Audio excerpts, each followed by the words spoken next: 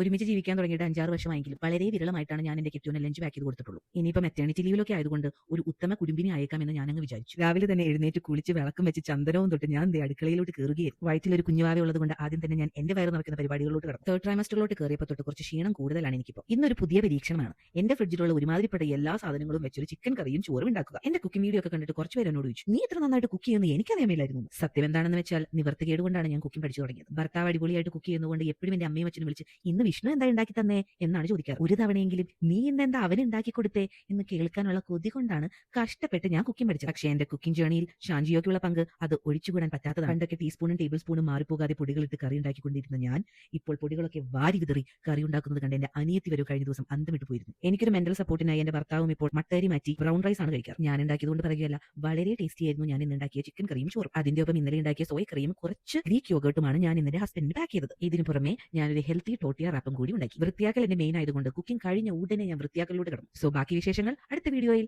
Bye guys.